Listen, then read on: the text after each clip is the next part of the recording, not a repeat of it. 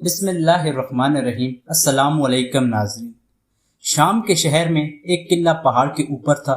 1 سال صحابہ اس کا محاصرہ کر کے پڑے رہے۔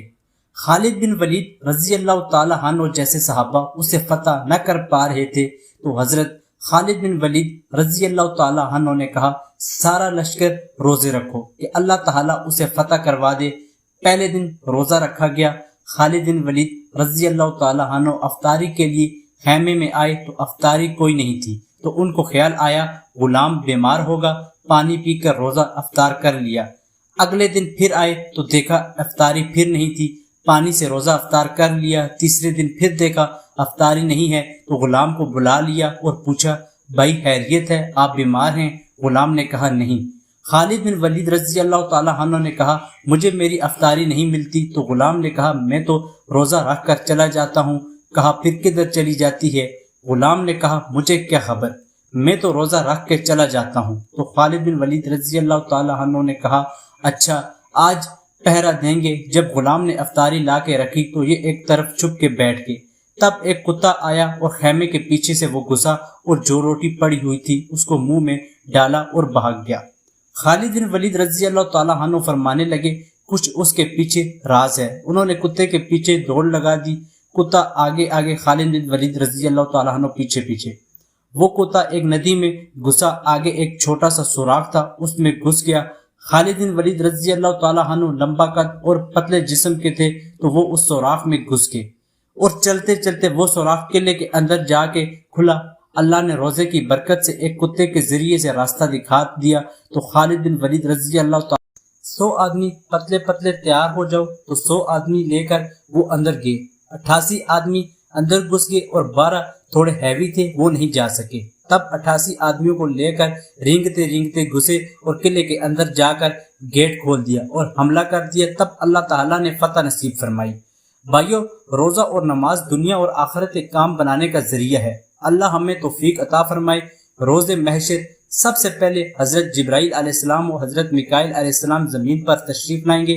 ابھی کوئی بھی اپنے قبور سے باہر نہیں آیا ہوگا، ان کے پاس براق اور پوشاک اور تاج ہوگا جو ہمارے آقا و مولا حضرت محمد صلی اللہ علیہ وآلہ وسلم کے لیے لائیں گے۔ لیکن اس دن کی ہولناکی سے ایسے گھبرائے ہوں گے کہ انہیں معلوم نہ ہو سکے گا کہ روزہ رسول اکرم صلی اللہ علیہ وآلہ وسلم کہاں ہے۔ زمین سے پوچھیں گے تو زمین کہے گی میں خود گھبراہٹ میں ہوں، مجھ سے نہ پوچھو، مجھے اب یہ خبر نہیں کہ میرے اندر کیا ہے اور کون ہے اور کہاں ہے۔ جبرائیل علیہ السلام مشرق و مغرب کا کونا کونا چھان ڈالیں گے لیکن کچھ معلوم نہ ہو سکے گا۔ اچانک دیکھیں گے کہ خواب گاہ رسول اللہ صلی اللہ علیہ وآلہ وسلم سے انوار چمک رہے ہیں۔ وہاں جبرائیل علیہ السلام پہنچیں گے تو دیکھیں گے کہ رسول اللہ صلی اللہ علیہ وآلہ وسلم مزار سے باہر رونق افروز ہیں۔ چنانچہ خود فرمایا کہ میں پہلا وہ ہوں کہ جس سے زمین پھٹے گی۔ جبرائیل علیہ السلام کو دیکھ کر حضور سرور عالم صلی اللہ علیہ وآلہ وسلم فرمائیں گے اے جبرائیل، میری امت کا کیا حال ہے؟ عرض کریں گے حضور اکرم صلی اللہ علیہ وآلہ وسلم آپ زمین سے باہر ہیں اور وہ ابھی زمین میں ہیں۔